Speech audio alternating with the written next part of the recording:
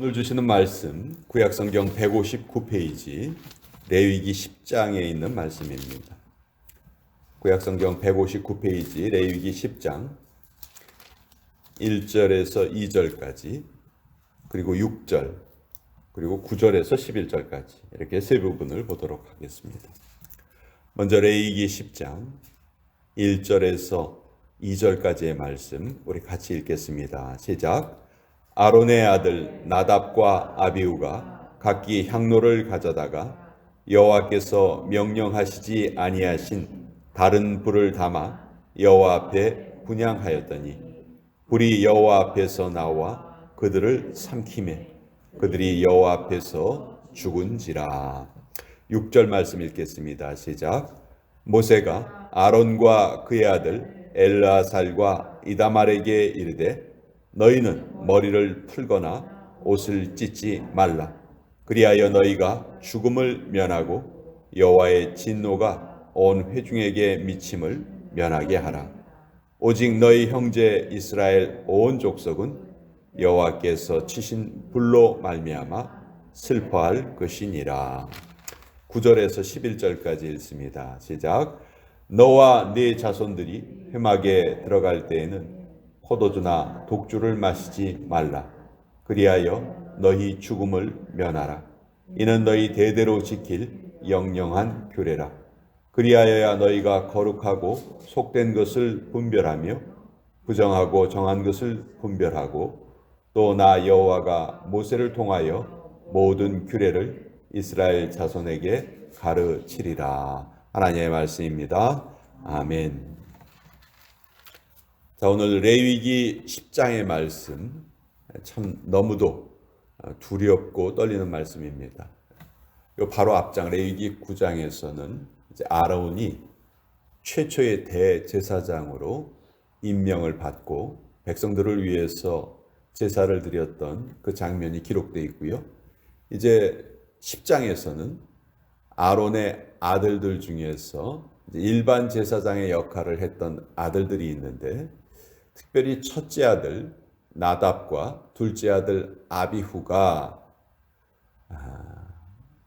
너무도 어이없는 죽음을 당하는 그런 장면입니다.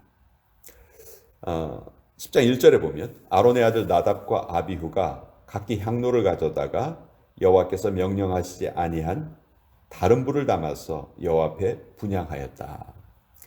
자, 대제사장은 1년에 한 번씩 백성들의 죄를 속하죠. 그 외의 일들은 대부분 일반 제사장들에 의해서 행해졌습니다.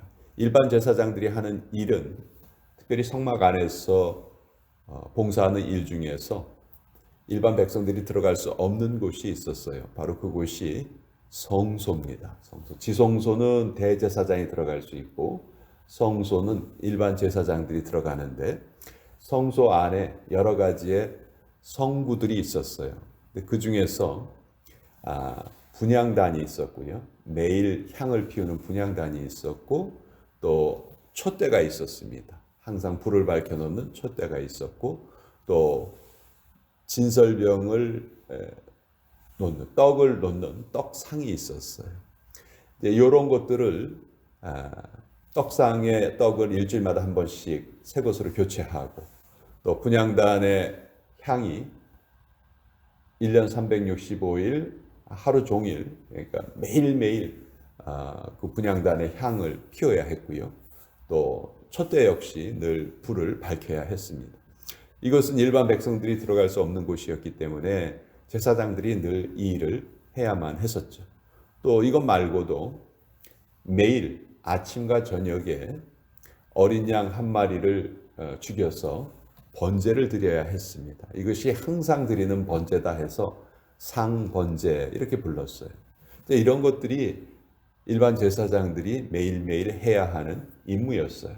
이것을 이제 나중에는 순번을 정해서 돌아가면서 이제 행하게 되는데 처음에 일반 제사장들이 그렇게 많이 임명되지 않았을 때 이때에는 아론의 아들들이 그것을 감당을 했었습니다.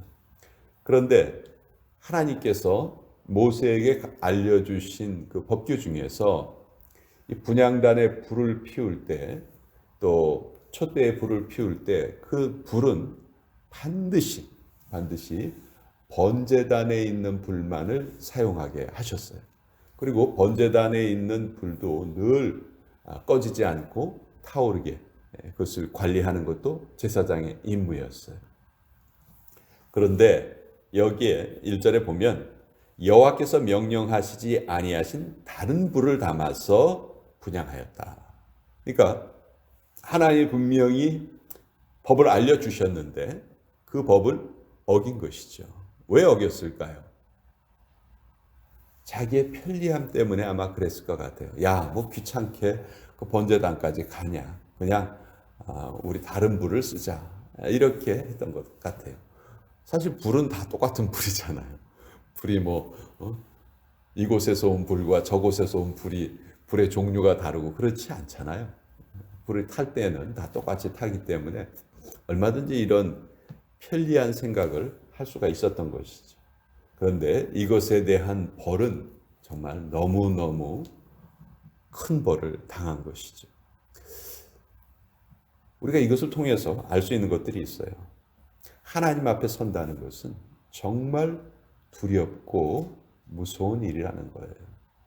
이들은 온 백성들을 대표해서 하나님 앞에 서는 일이었잖아요. 근데 그 일을 아주 쉽게 말해서 너무 소홀하게 생각한 것이죠. 그것이 대단한 일이 아닌 줄 알았던 것이죠. 우리가 예배를 시작하면서 늘 신령과 진정으로 예배드리십시다. 성령님 안에서 예배드리십시다. 물론 예배가 영이신 하나님을 만나 뵙는 것이기 때문에 우리의 영으로 예배를 드리는 거예요.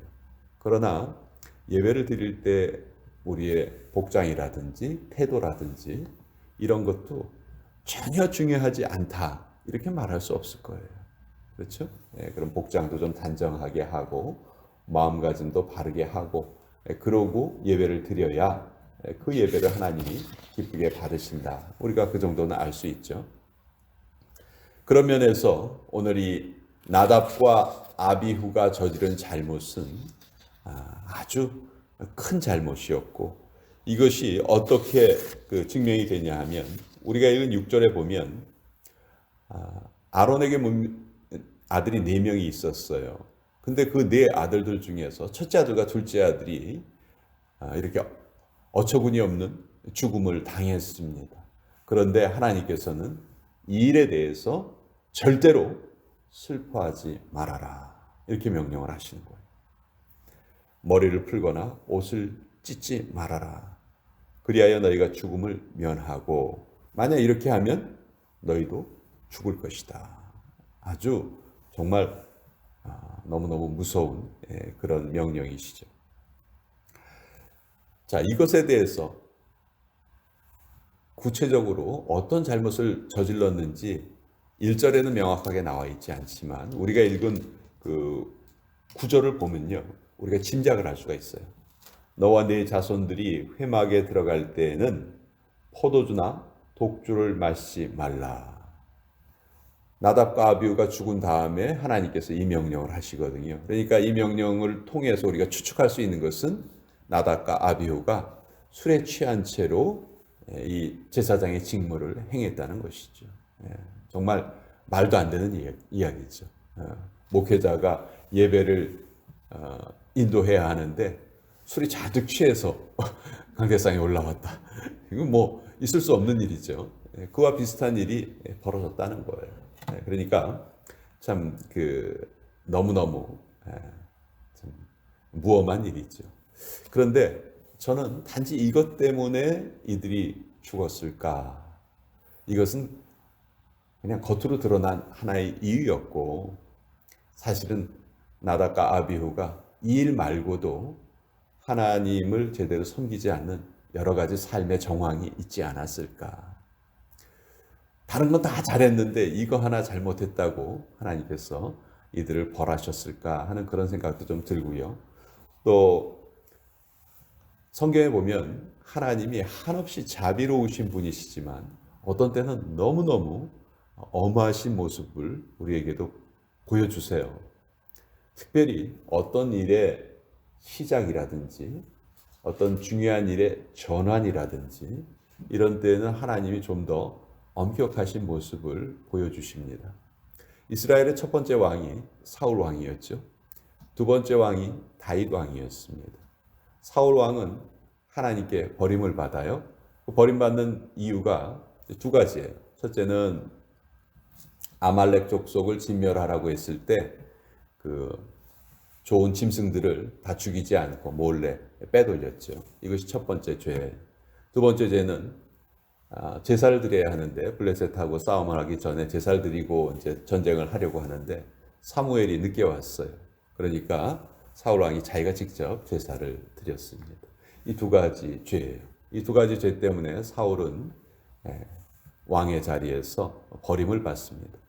반면에 두 번째 왕 다윗은 물론 다윗이 하나님을 기쁘시게 한 것도 있지만 다윗은 어떤 면에서 보면 살인자였죠.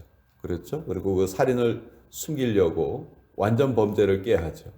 자기가 우리아의 아내를 범한 것도 모자라서 그 우리아마저도 잘못된 방법으로 죽이잖아요. 자, 이걸 비교해 보면요. 사실 어느 죄가 더 크게 보입니까? 다윗의 죄가 훨씬 더 크게 보여요. 그런데 다윗은 하나님께서 용서하시고 사울 왕의 죄는 아주 크게 물으시는 거죠. 왜 그러셨을까? 물론 다윗의 평소에 그런 그 신앙의 모습이 하나님을 기쁘시게 했지만 첫 번째 시작되는 왕에게는 처음 시작하는 일에 대해서 하나님께서 아주 엄격하게 처단하셨다는 것이죠. 또 이스라엘의 선지자가 엘리야 선지자가 엘리사 선지자에게 선지자직을 물려주죠. 그때 엘리야 선지자는 이제 그 머리카락이 아주 많았어요. 반면에 엘리사 선지자는 성경에 보면 대머리로 나와 있습니다. 근데 이스라엘 백성들은 그 머리카락을 하나님의 은혜의 상징으로 알았어요. 그래서 나실인의 규례 중에서 머리카락을 자르지 않는 규례도 있었던 것이죠. 그런데 엘리사는 머리카락이 없었던 거예요. 그러면 일반적으로 생각할 때 아니 머리카락도 없는 사람이 무슨 하나님의 은혜를 받아 이렇게 생각할 수 있잖아요. 그래서 하나님이 엘리야에서 엘리사로 넘어간 그 선지자직, 하나님께서 허락하신 그 선지자직을 청년들이 대머리라고 놀립니다. 그때 어떻게 됐어요? 암콤이 나와서 숲에서 암콤 2마리가 나와서 42명이 희생을 당해요. 이것도 사실 우리가 보기에는 너무 좀 가혹한 것처럼 보여지죠. 그렇지만 하나님께서는 어떤 일의 시작점이라든지 어떤 중요한 변화가 있을 때에는 특별히 더 엄격함을 요구하시는 하나님이시다. 또 그래서 일반 제사장의 효시라고 할 수 있는 아론의 이 네 아들들 중에서 첫째 아들과 둘째 아들이 이런 잘못을 저질렀을 때 하나님께서는 아주 엄격하게 이것을 벌하셨다는 것입니다. 말씀을 따르지 않고 행하는 모든 일은 아무리 우리가 보기에 바른 일인 것처럼 보이고 또 그럴 수 있다 생각이 되지만 결코 그렇지 않습니다. 하나님께서는 이것을 분명히 말하셔서 11절에 또 나 여호와가 모세를 통하여 모든 규례를 이스라엘 자손에게 가르치리라. 하나님께서는 규례를 가르쳐라. 우리가 매일매일 하나님의 말씀을 읽고 묵상하고 그 말씀을 내 것으로 만드는 이유는 바로 이것입니다. 하나님의 가르침을 받는 것이죠. 우리는 하나님의 가르침으로 매일매일 새로워져야 되고 매일매일 우리의 모습이 성장하고 또 변화되어야 되는 것입니다. 오늘 이 말씀 또 같이 한번 나누어 보았습니다.